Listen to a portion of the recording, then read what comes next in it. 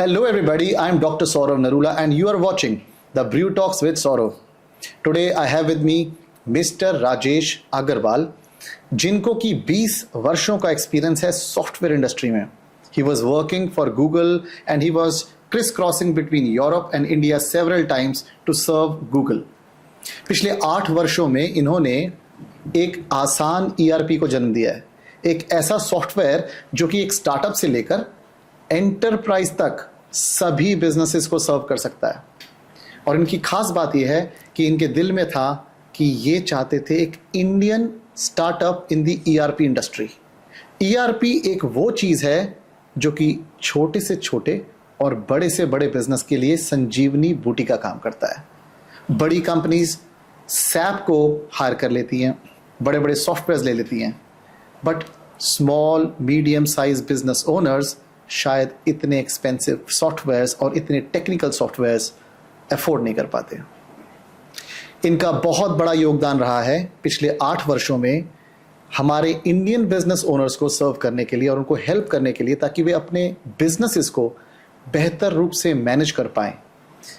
Rajesh ji, welcome to the show. I am very thrilled to have you here. Thank you Saurabh ji. My first question to you, what is ERP? आप हमारे दर्शकों को समझाएं कि ERP है क्या और किसी भी बिजनेस के लिए ERP की क्या आवश्यकता है, क्या महत्व है. Correct. To go in plain words, ERP stands for enterprise resource planning.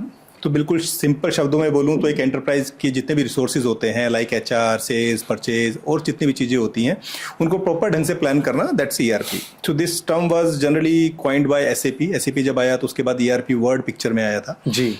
लेकिन अगर मैं इन जनरल बात करूं तो ERP एक ऐसा सॉफ्टवेयर होता है, एक सिंगल सॉफ्टवेयर होता है जो कि कंप्लीट बिजनेस के लिए चाहिए होता है. अगर आप आज की डेट में देखेंगे तो लगभग हम कहते हैं मैंने HR ले लिया, मैंने CRM ले लिया, मैंने सेल्स का सॉफ्टवेयर लगा लिया, अकाउंटिंग लगा लिया. तो ये चलता था जब तक हम एक्सेल पे काम करते थे, बाकी चीज़ों पे काम करते थे.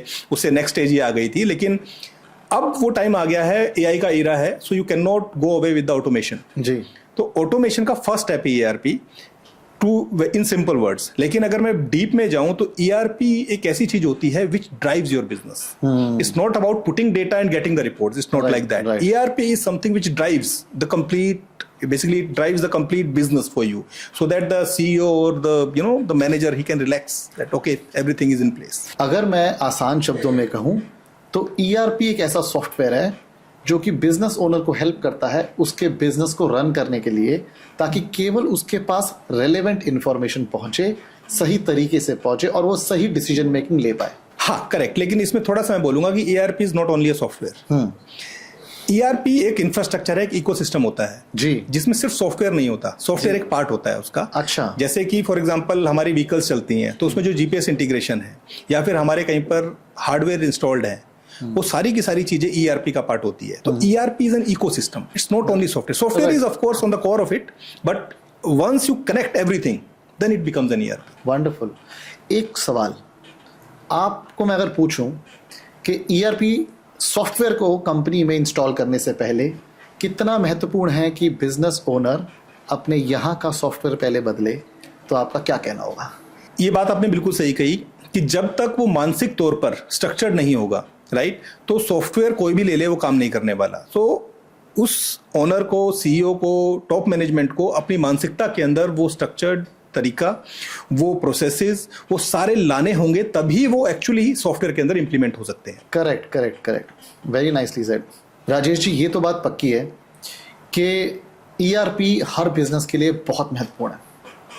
लेकिन अगर आप इस पॉडकास्ट के माध्यम से उन बिजनेस ओनर्स को ये बता पाएं, खोल कर समझा पाएं कि कैसे ERP को इम्प्लीमेंट करके वो अपने बिजनेस को यहाँ से वहाँ तक ले जा सकते हैं, क्या पोटेंशियल है जो कि वो अनलीश कर सकते हैं, क्या वो अपॉर्चुनिटीज़ हैं जिनका अभी तक उन्हें पता ही नहीं है, तो ये दर्शकों को बहुत हेल्प करेगा.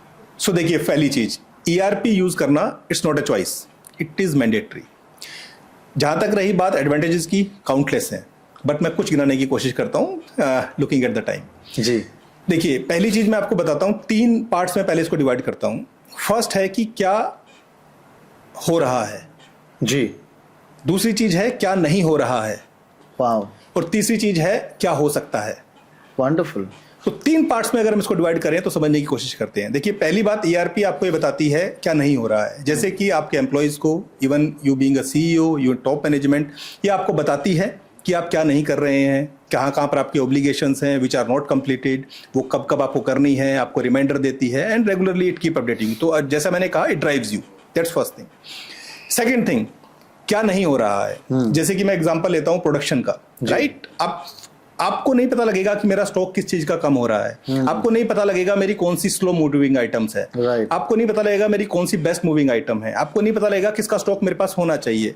तो इस तरह की जो चीजें हैं ये आपको ईआरपी बताता है, और आपको जाना नहीं होता, आपको रिपोर्ट्स नहीं देखनी है, वो सिस्टम आपको बताएगा कि these are the things you must have, these are the things जो कि कम हो रही हैं, ये वाली चीज है।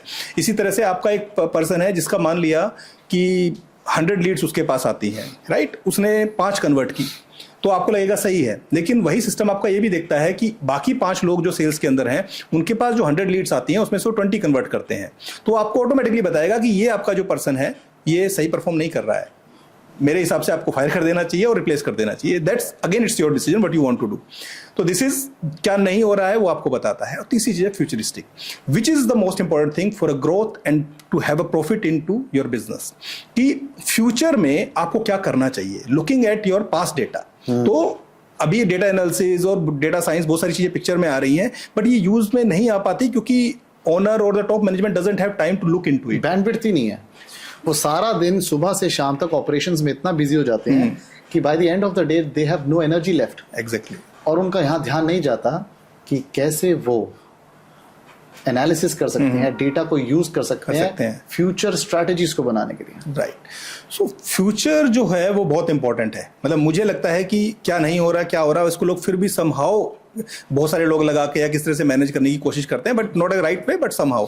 बट फ्यूचरिस्टिक जो चीज है उसके लिए ईआरपी मोस्ट इंपॉर्टेंट हो जाती है, क्योंकि based on your previous 10 years 15 years data, ये आपको वो दिखा सकती है, वो बता सकती है जो हम कभी भी इमोशनल बेस पे चेक कर ही नहीं सकते। क्योंकि बीइंग अ ह्यूमन हम क्या करते हैं, जो लास्ट 5 डेज में हुआ उसके बेस पे हम एक परसेप्शन बनाते हैं, राइट। पिछले 1 साल में चाहे हमारे साथ अच्छी चीजें हुई हो, लेकिन 5 दिन में बुरी हुई तो हमें लगा कि बिजनेस बेकार चल रहा है।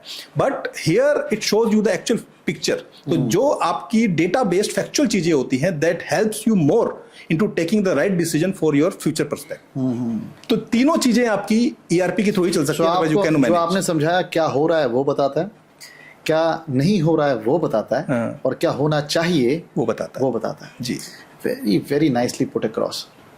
मुझे एक बात बताइए, बिजनेस ओनर्स की खास प्रॉब्लम, वो अपनी टीम को टास्क देते हैं, और टीम जिसे टास्क मिलता है या एम्प्लॉय जिसे टास्क मिलता है, वो टास्क लेने के बाद भूल जाता है, वो भी भूल जाता है और टास्क देने वाला भी भूल जाता है। क्या आपका ईआरपी इस गैप को कवर करता है? बिल्कुल करता है। जिसे कहें डेलीगेशन, जी को ट्रैक कर सकते हैं? हाँ, बिल्कुल कर सकते हैं। हम इसको कहते हैं digital CEO.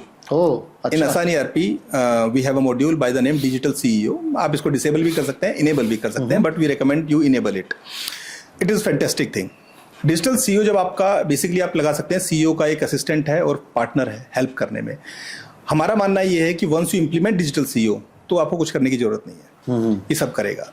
It's not only about notifications, it's not only about आपको याद दिलाना कि क्या कर रहा है। आपका एग्जांपल लेते हैं, आपने एक टास्क असाइन किया, as soon as the task is assigned it will create an obligation into the system, जो obligation उसको दिखती रहेगी, और इस obligation के ऊपर based on certain conditions it will keep sending you reminders कि भाई आपका काम नहीं हुआ है, आपका काम नहीं हुआ है।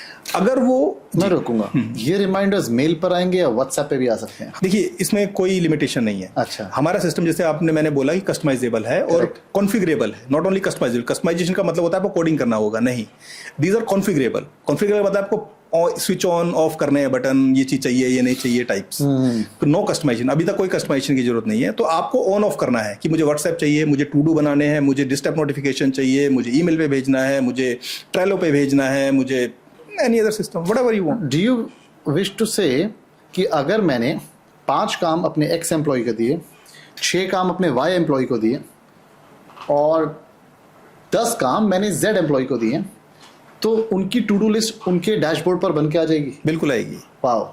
नॉट ओनली टू डू, जैसे मैंने आपको कहा, to do is one thing.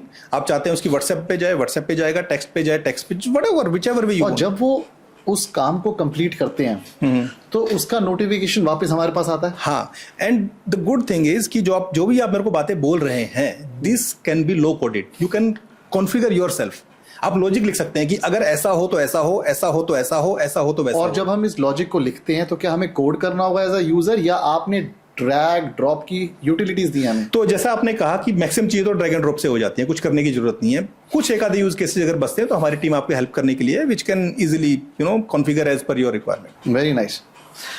मैं ये कहूँ कि कुछ काम हर बिजनेस में इस तरह से होते हैं जो पीरियोडिक होते हैं, जिन्हें हर वीकली करना है या फोर्टनाइटली करना है, मंथली करना है या क्वार्टरली करना है, ईयरली करना है।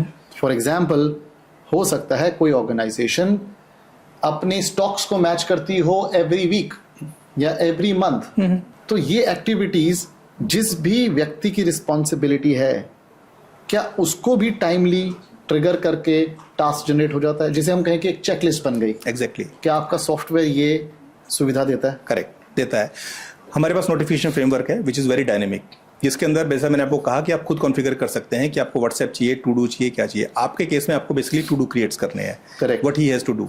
तो आपको टू डू क्रिएट कीजिए और उसके अंदर नोटिफिकेशन डाल दीजिए, मतलब पीरियोडिसिटी सेट कर दीजिए Right. As per your requirement. So it can be a one-time task or it can be a Whatever. repetitive task Yes. after a certain interval. Correct, यानी कि हम हर हफ्ते या हर महीने उसको हम दिखा सकते हैं। Exactly. Even you can configure it. आप कहते हैं कि महीने के हर मंडे को चला जाए, या फिर हर 10 दिन बाद चला जाए, उसके बाद 2 दिन बाद जाए, उसके बाद 4 दिन बाद जाए, which ever way you want you can. और अगर ऐसा कुछ हो जाए कि फर्ज करें कि जिसको ये टास्क जा रहा है वो ये टास्क परफॉर्म नहीं कर पा रहा है, तो क्या एस्केलेशन भी आ जाती है? Yes, we have an escalation matrix in the notification framework itself, Right. where you can define कि पहले इसको जाएगा 4 बार, अगर नहीं जाएगा तो इसके रिपोर्टिंग मैनेजर को जाएगा, उसने भी नहीं किया तो उसके मैनेजर को जाएगा, and you can Wonderful. decide your head. So अगर आपकी बड़ी ऑर्गेनाइजेशन है जहां एक एक्स एम्प्लॉय है एक लेवल पर और उसके ऊपर 3 लेवल और हैं और उसके बाद सीईओ आता है, तो उन 3 लेवल को मैटर एस्केलेट होता चला जाएगा और फाइनली फिर it will reach the CEO. Correct, absolutely. You can define yourself. Very nice. So हम इसको बता सकते हैं सॉफ्टवेयर Software को बता को सकते कि हैं। हमारा एस्केलेशन मैट्रिक्स क्या है। क्या है? Exactly. Very That's the main thing. Very nice. You don't have to come to us for that. अभी आपने बात करी थी इन्वेंट्री मैनेजमेंट सिस्टम की।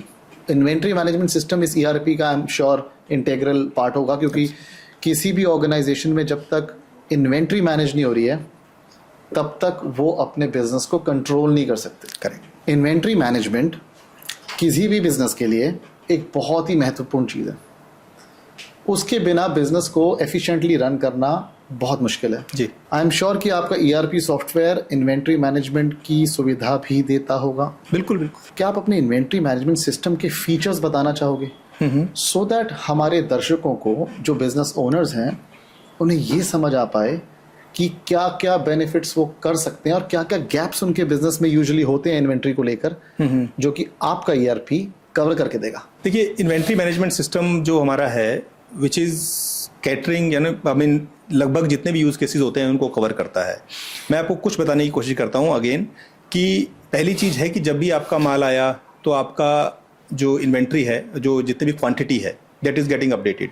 तो क्वांटिटी वाइज तो ये इन आउट प्रोडक्शन में गया, मैन्युफैक्चरिंग में गया, बेचा आपने, ये सब मैनेज करता है। But the most important thing is the inventory costing, जो एक बिजनेसमैन को मैटर करती है जी। कि मेरे पास कितने अमाउंट की इन्वेंट्री पड़ी है, कितने अमाउंट की इन्वेंट्री बाहर जा रही है, मेरी कौन सी वैल्यूएबल इन्वेंट्री है, कौन सी बेकार चल रही है। So that is the most important aspect. अक्सर मैंने देखा है बिजनेस ओनर्स क्या करते हैं, बिजनेस ओनर्स डिसीजंस लेते हैं सेंटीमेंट के बेसिस पे, correct, because they do not have access to data and information. Absolutely. तो जो उनको लगता है कि ये चीज़ उनको ज़्यादा प्रॉफिट दे रही है या इसके इन्वेंट्री चर्न्स ज़्यादा हैं, वो उस पर इन्वेस्ट करने लगते हैं अपना समय और अपने रिसोर्सेज और अपना धन। जी। लेकिन मुझे ऐसा लगता है कि अगर हमारे पास एक डैशबोर्ड हो जो हमें क्लियरली बता दे कि कौन सी इन्वेंट्री ऐसी है जो हमारी सबसे ज़्यादा हॉट सेलिंग है और कौन सी इन्वेंट्री ऐसी है जिसकी इन्वेंट्री चर्न्स कम होते हैं, धीरे धीरे बिकती है, तो हम ज़्यादा बेहतर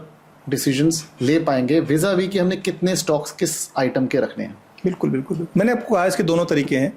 पहला तरीका है कि आप इसको डैशबोर्ड रिपोर्ट्स, डेटा एनालिसिस के थ्रू करके कर सकते हो, प्लस आप चाहो तो पावर बीआई या जितने भी बड़े एनालिसिस टूल होते हैं उनके साथ इंटीग्रेट कर सकते हो हमारे सिस्टम को। You can analyse yourself, that's first thing. But जैसे मैंने कहा, डिजिटल सीईओ के थ्रू ये चीज़ और भी आसान हो गई है, जहां पर आपको जाने की जरूरत नहीं है। वी विल टेल यू, आसान ERP विल टेल यू कि भाई इसको देखो, इसको रहने दो, इसको छोड़ दो, इसको करो। तो अब आप रिलैक्स हो, यू कैन जस्ट रिलैक्स। वो आपको सब बताएगा क्या करना है क्या नहीं करना है, और आप क्या जानना चाहते हो, या आप उसमें कॉन्फ़िगर करके छोड़ दो बस एक बार कि मुझे ये सब जानना है, मेरे को बताते रहना, and then it will take care. Right.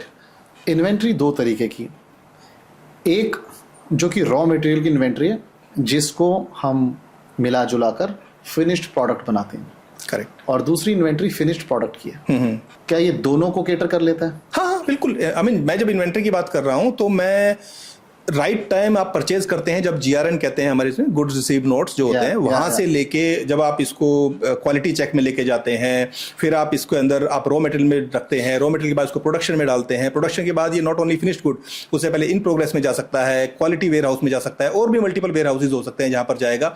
Eight last it will fall into finished good, and then it will go to delivery notes, जहां पर आपका एग्जिट होगा, फिर आपका इन ट्रांजिट हो सकता है, फिर आपका क्लाइंट के पास पहुंच सकता है, या फिर इन ट्रांजिट वेयर हाउस हो सकता है। तो ये सारी की सारी स्टेजेस जो है आपकी कवर्ड है इसके। इसका मतलब हम क्लियरली समझ सकते हैं एज बिजनेस ओनर कि हमारे इन्वेंट्री में या रॉ मटेरियल में कहाँ कहाँ लॉसेज आ रहे हैं। बिल्कुल। जब हम फाइनल प्रोडक्ट फिनिश पे लेके जाते हैं तो बीच में कौन सा रॉ मटेरियल कितना जाया होता है to create the final product. Absolutely. और अगर हमें इसका ज्ञान होगा तो तब हम स्ट्रैटेजी बना सकते हैं कि उस पर्टिकुलर प्रोसेस में क्या चेंज किया जाए कि उस आइटम का लॉस या जाया होना कम से कम किया जा सके। बिल्कुल। मैं आपको एक छोटा सा एग्जांपल देता हूँ इसके अंदर। हमारा ERP, we have a monopoly in the waste management ERP। करीबन हम 18 कंट्रीज में इसमें काम करते हैं, और almost all the big companies like the listed companies are there with us. तो मैं वेस्ट मैनेजमेंट का एग्जांपल इसलिए ले रहा हूँ यहाँ पर क्योंकि ये बहुत ही टिपिकल इंडस्ट्री है in case of managing the production. जो क्योंकि जनरली जो ERPs होती हैं, जो भी ERP होती है, वो A+B+C = D पे बनती है, यहाँ पर उल्टा है। यहाँ पर आप एक लैपटॉप लेके जाते हैं जो कि रैम में अलग अलग चीज़ों में, जिसके अंदर से स्टील निकलेगा, कॉपर निकलेगा, एल्यूमिनियम निकलेगा, अलग अलग चीज़ें निकलती है, प्लस स्क्रैप लॉस निकलता है, केमिकल्स निकलते हैं। तो this is very difficult industry. इसके अंदर सबसे बड़ी दिक्कत यही आती है प्रोडक्शन के अंदर, ये चेक करना कि किस क्लाइंट का जो माल आ रहा है उससे जो आउटपुट निकल रहा है that is more valuable than others. Got it. For so e-waste आप कह रहे हैं? ई-वेस्ट। हाँ, ई-वेस्ट का मैं एग्जांपल ले रहा हूँ। मतलब और भी हमारे पास है, हम म्युनिसिपल वेस्ट में भी काम करते हैं, टायर वेस्ट में भी काम करते हैं, और भी कई वेस्ट में काम करते हैं, बट ई-वेस्ट में सबसे ज्यादा वैल्यूएबल है क्योंकि वहां पर जो आउटपुट निकलता है वो गोल्ड होता है, निकल होता है, सिल्वर होता है। तो वहां पर ये ज्यादा मैटर कर जाता है कि भाई कौन सा जो रॉ मटेरियल आ रहा है which is more valuable to us. Because on the onset जब हम एक प्रोडक्ट को या ई-वेस्ट को खरीदते हैं तो देख के हमें नहीं पता कि इसके अंदर से क्या निकलने वाला है। नहीं पता, उसको खोल कर हमें पता लगता है कि उसमें से क्या निकलने वाला है। क्योंकि आप जब खरीद रहे हैं तो इसमें क्या होता है, ई-वेस्ट इंडस्ट्री के अंदर आपको ना सिर्फ देख के, जैसे आप कहीं गए किसी IT कंपनी में गए, सिर्फ देख के आपको बताना है कि ये जो माल है मैं फॉर एग्जांपल 10 लाख का खरीद लूंगा। अंदर चेक नहीं कर सकते, इतना टाइम भी नहीं होता है। नहीं, ना वो आपको अलाउ करते हैं, ना अलाउ करेंगे। So you have to make your assessment. An assessment on the basis of feeling is more often wrong absolutely rather than making assessment on the basis of data and information. Makes sense. True. So any decision that you make on data is more likely to be good. बिल्कुल I think AI has come into picture, तो अभी emotional चीज को छोड़ के बाकी चीजें AI cater करने लगी है। तो क्या आप भी AI को यूज कर रहे हैं? बिल्कुल it's completely AI enabled, completely. The digital CEO I'm talking about, it's all AI. Otherwise it's not possible। कि आपको मैं कैसे बताऊंगा कि very difficult, right? So it's all AI। Rajesh ji, as a business coach मैं अक्सर लोगों को समझाता हूं कि बिजनेस में 3 तरह के काम हैं। एक डेलीगेशन जो हमने डिस्कस किया, एक चेकलिस्ट जो कि पीरियोडिक टास्क होते हैं, और तीसरा होता है फ्लो चार्ट मैनेजमेंट सिस्टम, यानी कि एक प्रोसेस जो हम अपनी कंपनी में डिफाइन करते हैं।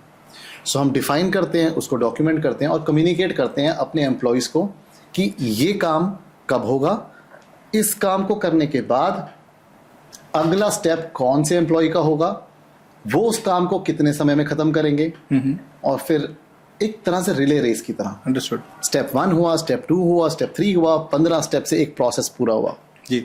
जो भी ऑर्गेनाइजेशन प्रोसेस ड्रिवन नहीं है, पीपल ड्रिवन है, वो बहुत ज़्यादा स्केल अप कर नहीं सकती। Absolutely true. क्या ये आसान ERP इन प्रोसेसेस को चलवा सकता है? क्या वो ऐसी परिस्थिति बना सकता है कि हर एम्प्लॉय मजबूर हो कि उसे अपना काम समय पर ही ख़त्म करना है और उसकी ट्रैकिंग भी हो, मॉनिटरिंग भी हो और रिव्यू भी हो सके। Correct, absolutely. So to put in simple words, इसको हम कहते हैं business workflow management. Very nice. तो हमारे सिस्टम में बिजनेस वर्कफ्लोज होते हैं, जिसके अंदर आप बिजनेस वर्कफ्लोज खुद डिसाइड कर सकते हैं कि आपकी कंपनी के बिजनेस वर्कफ्लो क्या क्या है। मैं एक सिंपल सा एग्जांपल लेता हूं परचेज साइकिल का, कि सबसे पहले आप कहते हैं कि हम एक परचेज रिक्वेस्ट रेज करते हैं, उसके बेस पर एक RFQ होता है, रिक्वेस्ट फॉर कोटेशंस। लेट से आप 10 लोगों को कोटेशंस भेजते हैं, उसमें से फिर कोटेशंस आती हैं जो कि कंपेयर होती हैं, विच is the best one, may be on the basis of mean value, may be on the basis minimum value, quantity, what ever it is you can put. आप कहते हैं, उसके बाद कोटेशन के बेस पे PO जनरेट होता है, PO के बेस पे GRN होता है, गुड्स रिसीव होते हैं, फिर क्वालिटी चेक होता है और आपका फिर रॉ मटेरियल में फिनिश हो जाता है। एक परचेज साइकिल का आइडिया ले रहा हूँ। अब ये पूरा बिजनेस वर्कफ्लो आप डिसाइड कर सकते हैं। आप ये बता सकते हैं किसको क्या क्या चाहिए, असाइंड है, इसके बाद क्या होगा, उसके बाद क्या होगा, अगर ये नहीं हुआ तो वो नहीं होना चाहिए, ये सारी चीजें। तो ये पूरा का पूरा वैलिडेशन ERP टेक केयर करती है कि कुछ भी ब्रेक ना हो, पहली चीज, नॉट इन टाइम हो, इन टाइम सही से हो, सही से हो। प्लस फॉर एग्जांपल आपने एक, मैं आपको एग्जांपल देता हूं, आपने एक PO रेज किया लेट्स से 25 लाख का, अब वो उसके बाद GRN होना है, लेट्स से वो GRN 10 डेज डिले हो गई, ठीक है, तो हमारा सिस्टम क्या करता है, वो 10-25 लाख रुपए आपके अकाउंट में डाल के छोड़ देगा। आपको कहेगा you are responsible for that 25 lakh rupees, what has happened to it, so that you become responsible for what you have done. Correct. And if it is not done, then it will be escalated to your reporting manager. Reporting manager. Similarly, अगर for example PO के बाद कोई बंदा सीधा purchase invoice चढ़ा देता है, he cannot do it. अगर आपने बिजनेस फ्लो में डिसाइड कर रखा है, वो कहेगा कि GRN कहाँ है, करेक्ट, मेल तो आया नहीं। सो वो बाउंड करता है ERP सही तरीके से काम करने के लिए हर एम्प्लॉय को, हर एम्प्लॉय, एब्सोल्युटली। इमेजिन करें कि अगर हर एम्प्लॉय सही समय पर काम कर रहा है और सही तरीके से काम कर रहा है, तो कितना सारा कोऑर्डिनेशन बार बार जो हम करते हैं, फॉलो अप्स करते हैं, वो एनर्जीज जो हम वेस्ट करते हैं उसको हम खत्म कर सकते हैं और एक ऑर्गेनाइजेशन एफिशिएंसी के नेक्स्ट लेवल को अचीव कर सकती है। एग्जैक्टली, मैं हमेशा कहता हूँ कि ओनर जो है वो स्ट्रेटेजिक एंड इमोशनल डिसीजंस लेने के लिए होता है, उसके अलावा अगर वो कुछ भी कर रहा है तो he is wasting his time. Absolutely right. I totally agree with you, and I tell everybody, all my students and all people who watch me through social media, that operations should be the last thing on the planet that a business owner should be doing. Correct. Operations उनके लिए नहीं है। नहीं है, बिल्कुल नहीं है। आप एज ए बिजनेस ओनर सिर्फ स्ट्रेटजी पे सोचें, सिर्फ ये सोचें कि ग्रोथ कैसे मिलेगी और चीजों को बेहतर कैसे किया जा सकता है। अगर आप थोड़ा सा भी समय ऑपरेशंस में लगा रहे हैं तो आपकी मनी वैल्यू ऑफ टाइम को आप जाया कर रहे हैं। बिल्कुल जाया कर रहे हैं, एब्सोल्युटली राइट। पर ये समझ, मतलब शायद आप जैसे बिजनेस कोचेस समझा पा रहे हैं, बट आम लोगों को समझना बहुत मुश्किल होता है। एक्चुअली यूजुअली मैंने समझा है कि बिजनेस ओनर ना बस यही चाहता है कि मैंने आज का काम कंप्लीट किया, देखो मैं कितना स्मार्ट हूं कि ये सॉल्यूशन मैंने दिया। वो एक छोटी सी सल्तनत का राजा बन के रह जाता है। वो सोचता है मैं अपने एम्प्लॉयज को ये दिखाऊं कि मैं कितना स्मार्ट हूं, मैंने देखो तुम्हारी प्रॉब्लम को सॉल्व किया। और हर बार वो बताता है देखा कर तो मैं ही दूंगा, ये तुम नहीं कर पाओगे। उसको इसमें किक मिलती है। लिटिल डज ही रियलाइज कि ये जाया काम हो रहा है, बेकार काम हो रहा है। इस तरह की एस्केलेशंस ना आए तो जिंदगी ज्यादा ब्यूटीफुल होगी, बिजनेस ज्यादा थ्राइव करेगा। करेक्ट। इसका मैं हमेशा कहता हूँ मेरी टीम को कि जो बंदा, जैसे फॉर एग्जांपल हम कुछ लोगों के पास जाते हैं, वो आर यूजिंग टेली बिजी और समथिंग लाइक दैट, उनसे बात करते हैं तो दे आर सो सेटिस्फाइड, वो कहते हैं कि हमारा काम चल रहा है। और मैं अपनी टीम को बोलता हूँ कि जो कह रहा है मेरा काम चल रहा है, उस पर ज्यादा टाइम वेस्ट करने की जरूरत नहीं है। हमारा काम नहीं है कि हम उसको समझाएं कि भाई तेरा है, जो इंटरेस्टेड है ग्रोथ के अंदर, जिसका मन है मैं अपनी कंपनी को बड़ा करूं, ग्रो करूं, प्रॉफिट बनाऊं, these are the people are target, that's it. मेरा अगला सवाल है कि क्या आपकी ERP अकाउंटिंग सॉफ्टवेयर्स की सॉल्यूशन भी देती है? हाँ, ऑब्वियसली। ERP, देखिए मैंने आपको बोला, जैसे ERP का मतलब है एक सिस्टम जिसमें सब कुछ है, व्हाट बिजनेस कैन डू। तो अकाउंटिंग तो ऑब्वियसली कोर है, बल्कि मैं आपको एक बात बताऊंगा कि जो अकाउंटिंग सॉफ्टवेयर होते हैं उसमें आपको अकाउंटेंट की जरूरत है। हमारे केस में आपको अकाउंटेंट की जरूरत नहीं है। अच्छा। क्योंकि उन पे अकाउंटिंग करने के लिए यू मस्ट नो कि डेबिट क्या होता है, क्रेडिट क्या होता है। करेक्ट। जैसे मैं I come from a science background, मुझे डेबिट क्रेडिट कभी समझ में नहीं आया। तो हमारे सिस्टम में ऐसा नहीं करना होता। You do passive accounting. हमारे यहाँ पर आपको इनवॉइस करने के लिए क्या करना है, आपको पता है इसको मेरे को इनवॉइस काटना है, ये मेरा मटेरियल है, इतना बेच रहा हूँ और ये अमाउंट है, एंटर। आपको बस इतना ही करना है। अब वो कस्टमर डेबिट होगा, आपका कौन सा अकाउंट क्रेडिट होगा, कब होगा, ट्रायल बैलेंस कैसे बनेगा, वो सब ऑटोमेटिक पीछे होगा। आपको कुछ नहीं करना है। आपको एक आम बंदा खरीद पकड़ना है, उसको बोलो कि भाई देखो ये बिल है, इसको काटना है, इसको देना है, वो पता ही होता है उसको किसको बेचना है, वो कितना करो, पेमेंट आई है पेमेंट चढ़ा दो भाई, उसका क्या डेबिट है क्या क्रेडिट है, कहाँ जाना है, किसको हिट करेगा, वो उसका कंसर्न ही नहीं है। हालांकि अगर कोई अकाउंटेंट है on top of that he want to do active accounting, that facility is also very nice. मेरा अगला सवाल अकाउंटिंग को लेकर, जो कि एक बहुत बड़ा चैलेंज है। देखिए, अकाउंटिंग का इकोसिस्टम हिंदुस्तान में ऐसा बना है कि सारे चार्टर्ड अकाउंटेंट्स जो आपकी बुक्स को फाइनल करते हैं, या सारे अकाउंटेंट्स जो आपकी बुक्स को फाइनल करते हैं, या वो बिजी पे काम करते हैं या वो टैली पे काम। बिल्कुल ठीक बात है। अब अगर मैं एज बिजनेस ओनर ये सोचूं कि मैं आपका आसान ईआरपी ले लूंगा, तो मेरे चार्टर्ड अकाउंटेंट्स कैसे उसको समझेंगे? क्या आपका आसान ERP does it talk to the Tally? क्या उनकी आपस में बातचीत है? जी जी। कोई एपीआई है? हाँ। बिजी के साथ कोई ऐसी एपीआई है जिससे कि काम तो आसान ईआरपी में किया जा रहा है, पर उसका रिफ्लेक्शन टैली और बिजी में रिस्पेक्टिव जगह आ जाए, सो दैट बिजनेस ओनर के लिए ज्यादा एक्सेप्टेबल हो जाएगा ईआरपी को लेना। अदरवाइज वो कहेंगे कि मैं अपना अकाउंटिंग नहीं हिलाना चाहता। That's what I think. What do you say? हाँ बिल्कुल बिल्कुल ऐसा होता है। हमारे पास लोग आते हैं और हम ये भी बोलते हैं कि we are not competing with Tally और Busy. We accept that Tally और Busy are very good accounting software in their own terms. But सिर्फ Tally accounting software से काम नहीं चलता, इसलिए हम हमारे पास आए हैं। तो हम ये कहते हैं कि अगर आप Tally से satisfied हैं, Busy से satisfied है, no problem. आप Tally और Busy को हमारे साथ इंटीग्रेट कर लीजिए। Right. Not only Tally, Busy, QuickBooks, whatever accounting software you are using, आप उसको हमारे साथ इंटीग्रेट कीजिए। आप हमारे पास जो कुछ कर रहे हैं वो Tally में रिफ्लेक्ट करेगा, आप Tally में कुछ कर रहे हैं हमारे यहाँ रिफ्लेक्ट करेगा। Very nice. Both way integration. So till the time you feel कि आप आसान ईआरपी पे अकाउंटिंग कर सकते हैं, विच आई प्रेफर कि आप कीजिए, because depending on multiple systems is not recommendable. But till the time you don't feel comfortable, may be 2 years 3 years 4 years, आप इंटीग्रेट कीजिए, यूज कीजिए, because they are also good software in their own term. We don't deny that. और क्योंकि मैंने बोला कि ecosystem ऐसा है कि ज्यादातर chartered accountants rely on Tally and Busy, बिल्कुल। So as a business owner ये कंपल्शन भी है और बहुत बड़ी रेजिस्टेंस है कि इनको छोड़ना बहुत मुश्किल हो जाता है। तो ये आपने बहुत अच्छा किया कि आपने अपने आसान ईआरपी में ऐसी एपीआई लगाई कि both the softwares talk to each other, and when they talk to each other, how often do they talk? मतलब क्या हर 5 मिनट में डेटा अपडेट होता है, या रियल टाइम होता है? दैट डिपेंड्स, वो आपकी इंटीग्रेशन के ऊपर है कि आप कैसे करना चाह रहे हैं। रियल टाइम भी हो सकता है, कुछ लोग कहते हैं नहीं हम तो शाम को बटन दबाएंगे तब इंटीग्रेट होगा तब हो जाए, कुछ कहते हैं कि एज सुन एज मैंने एंट्री मारी आसान ईआरपी में रिफ्लेक्ट होना चाहिए। तो ये सब आपके ऊपर डिपेंड करता है, जिस भी तरह से आप सेटिंग कराना चाहते हैं सब सेटिंग कराते हैं। मैं आपकी बात में बस एक चीज ऐड करना चाहूंगा कि टैली और Busy are very good softwares but up to a limit. तो मैं आपको एक बात ऐड करना चाहता हूँ उसके अंदर कि Tally and Busy are good, but आपको रियलाइज होगा कि जैसे ही आपका बिजनेस ग्रो करता है सर्टेन लिमिट के ऊपर, तो इनकी लिमिटेशंस पिक्चर में आने लग जाती हैं। I can give you few examples out of it. जैसे कि मैं आपको एग्जांपल देता हूँ, डीएमएस डेली मिल्क स्कीम के जो इनका बहुत छोटे छोटे वो होते हैं, आधा किलो के 1 पाव के दूध की और बहुत सारी चीज़ें बिकती हैं। तो जो अकाउंटेंट इनको इसको मैनेज कर रहे थे, इसमें हजारों ट्रांजेक्शन होती हैं एक दिन में, कितने इनवॉइसेस कटते हैं, और क्योंकि एक ही दिन में 50,000 1 लाख इनवॉइसेस करते हैं, तो वहाँ पर वो चीज़ें उनको मैनेज करने में बहुत दिक्कत है, बहुत स्लो हो गया था वो। Then they came to us और हमने उनको सोल्यूशन दिया। तो मैं ये नहीं कह रहा हूँ कि, बट एक लेवल के बाद यू स्टार्ट फीलिंग कि कुछ लिमिटेशंस वहाँ पर आती हैं। राजेश जी, एक बड़ा चैलेंज है बिजनेस ओनर्स के साथ, बहुत सारी पेमेंट्स आती हैं और अकाउंटिंग में एक चैलेंज रहता है बैंक रिकंसिलिएशन करने का। ये पेमेंट्स तो आई, बट पता नहीं लग रहा कि कौन से इनवॉइस के अगेंस्ट आई थी। करेक्ट। क्योंकि आपने सेम कस्टमर को मल्टीपल इनवॉइसेस किए थे, फिर आप उनसे पेमेंट एडवाइस मांगते हैं या यूटीआरस मांगते रहते हैं, मैप करने की कोशिश करते हैं, और इसमें बहुत समय व्यर्थ होता है। करेक्ट। कई बार तो आपके सस्पेंस में पेमेंट्स खड़ी रह जाती है। जी। How does your ERP help? Does it use any AI? कोई मैपिंग करता है? यस। अब मैं बहुत बेसिक से स्टार्ट करता हूँ। देखिए, बैंक रिकंसिलिएशन बहुत बेसिक लेवल की होती है, लेकिन हमारे पास बहुत डिटेल लेवल की है। You can have reconciliation multi company, multi currency, multi banks. अच्छा जी। हाँ जी, क्योंकि हमारे यहाँ पर जो कुछ कंपनीज हैं एक ही सिस्टम पर 11 कंपनीज मैनेज करती हैं। करेक्ट। जिसके अंदर से एक कंपनी कतर की है, एक दुबई की है, 5 इंडिया की है, 4 सिंगापुर की है, अलग अलग लेवल है। करेक्ट। ठीक है।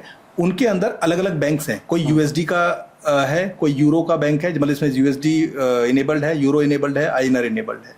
इस लेवल पर हमारे यहाँ पर बैंक रिकंसिलिएशन होती है, प्लस एआई है उसके ऊपर। तो एआई क्या करता है आपको कि it will find exact match कि इस कस्टमर से इस तरह की पेमेंट आने का एक्सपेक्टेड था और इससे मैच हो जाना चाहिए। तो it will show you all the matched one and all not matched one जो उसको समझ में नहीं आया। ठीक है। तो मैच्ड वन को आप एक बार वेरीफाई करके सबमिट कीजिए, सारा हो जाएगा। हो गया। और आप ये भी कह सकते हैं कि अगर आप एआई पे पूरा ट्रस्ट कर रहे हैं तो आप कहेंगे मुझे देखना ही नहीं है, करते रहो, तो वो ऑटोमेटिकली भी करता रहेगा।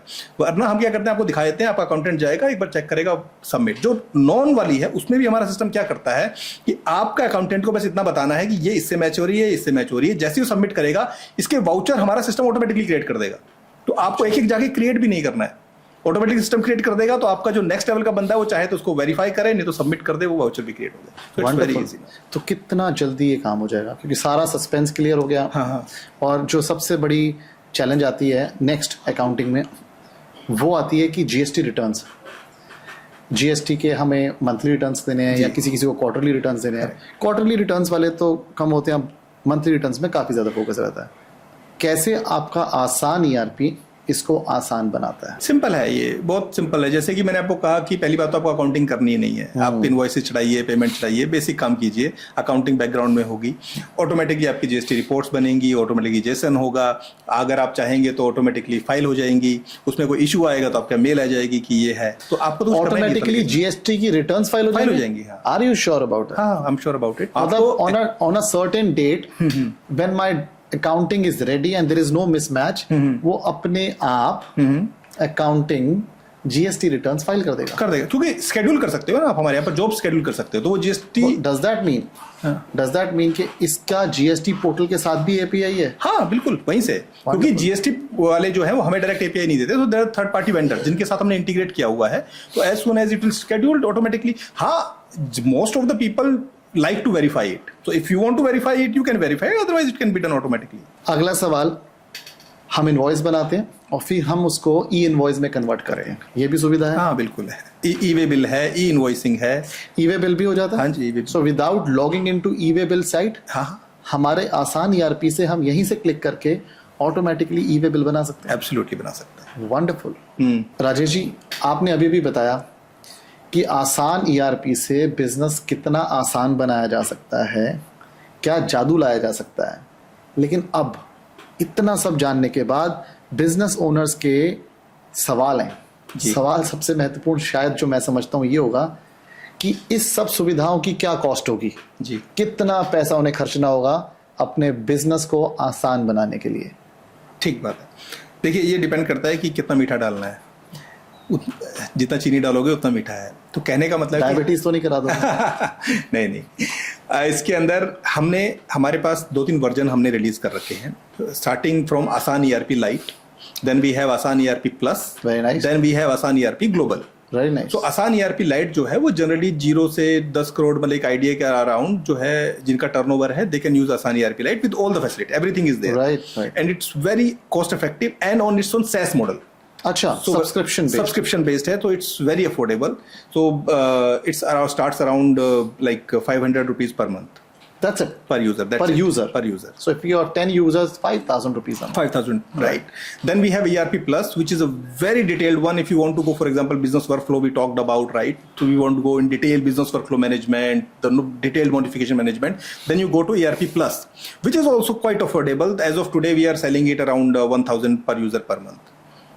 Then the third thing which come into picture is the Asan ERP Global, which is very extensive, which is a product which is comparable to SAP or Microsoft Dynamics, right? That product is, we don't have a pricing because that depends on, you know, what modules you need, how many users you need, what kind of, for example, you need on your system dedicated server or you need on our server, what kind of infrastructure you want. So that depends on that. And the last one, which is most important, is the turnkey solution that we provide. This is the most important because there are enterprises जो हमारे पास आती है वो कहती है कि हमें tension नहीं लेनी, चाहे इसमें हार्डवेयर खरीदना हो, चाहे इसमें ये करना हो, मुझे चाहिए कि मेरा पूरा सिस्टम ऑटोमेट हो जाए, मेरे सारे बंदों को ट्रेनिंग मिल जाए, सब कुछ हो जाए, कल से चालू हो जाए। फॉर एग्जांपल उस केस में this is called taking responsibility. तो हम क्या करते हैं, हम कहते हैं कि हम रिस्पॉन्सिबिलिटी लेते हैं कि आपके कंप्लीट सिस्टम को ऑटोमेट करने की। Got it. ये जो कॉस्ट है वो मोर और लेस आप कह सकते हैं, अगर इंडियन रुपीज में बात करूं तो 75 lakhs प्लस से स्टार्ट होती है minimum. Okay, so this is something that probably SAP would do for crores of rupees. Yes. और आप उसको इम्प्लीमेंट कराते हैं, इसमें हैंड होल्डिंग भी कराते होंगे, yes. सिस्टम्स और प्रोसेसेस को डिफाइन भी करते होंगे और एम्प्लॉइज को ट्रेन भी करते होंगे। बिल्कुल। So this is for larger sized enterprise. Exactly. For a lot of business owners जो हमारे दर्शक हैं, मुझे लगता है लाइट और जो आप प्लस है हाँ जी। उसमें काफी कुछ हो जाएगा। मैक्सिमम सभी चीजें हो जाएंगी, बट आप समझिए वहां पर हम जा रहे हैं रिस्पॉन्सिबिलिटी एक चीज यू होती रन है। The system there, you create the system and run it with for them. Yes. अच्छा, मेरा अगला सवाल, बहुत सारी ERPs हैं, Zohos and the Odoo's and the Tally everybody knows, Busy everybody knows, and then there are a lot of other ones. Correct. How is Asan ERP making life Asan for people, and why should I be taking Asan, not anything else? देखिए, अगर आप आसान को compare कीजिए तो आपको आसान को कंपेयर करना पड़ेगा SAP या डायनेमिक्स से। उडू, जोहो ये सब ERPs नहीं है, ये are basically modular based ERPs हैं, तो आपको मॉड्यूल्स खरीदने होते हैं। करेक्ट। जब तक आप एक छोटे ऑर्गेनाइजेशन है, मॉड्यूल से काम चला लेते हैं। Correct. आपको कुछ दिन बाद फील होगा कि मेरा CRM, मेरा अकाउंटिंग और मेरी प्रोडक्शन कनेक्टेड होनी चाहिए। Correct. तो जब आप इसको इंटीग्रेट करने जाएंगे वहां पर आपको प्रॉब्लम फेस होगी, जो कि आपको 2 साल बाद रियलाइज होगा। करेक्ट। अभी रियलाइज नहीं। एंड बाय दैट टाइम हम इतना डेटा फीड कर चुके होंगे कि उसको इंटीग्रेट करना बहुत मुश्किल है। आपको मतलब बहुत दर्द होगा उस टाइम की इतना क्या करें। SAP और डायनेमिक्स से आप कंपेयर कर सकते हैं हमें, लेकिन क्या आप उतना अफोर्ड करेंगे? SAP और डायनेमिक्स बहुत कॉस्टली है, प्लस कॉम्प्लेक्स है। SAP से भी हम बेटर हैं, क्यों? In terms of easiness. आसान का मतलब ही इजी है। हाँ, इजी है, बहुत इजी है। SAP का आपको समझना, उसके कंसल्टेंट, ये बहुत हैवी काम है, ठीक है? तो why you are spending so much of money? और देखिए SAP क्योंकि एक बड़ी ऑर्गेनाइजेशन है, तो they are taking money for that. It's not कि वो कुछ अलग करेंगे, चलाएंगे तो आपका परचेज ही, चलाएंगे तो आपका सेल्स ही। तो why you are not, why don't come to Asan ERP for an affordable pricing? I got it. So basically, what I understand from what you're telling me is that आसान काम करना ज्यादा आसान है rather than doing a very popular work which is complex. Exactly. आसान ERP के पीछे thought ही यही थी। जब हमने बनाया तो कई लोगों ने मुझे कहा कि तुम इसको हिंदी नाम क्यों दे रहे हो?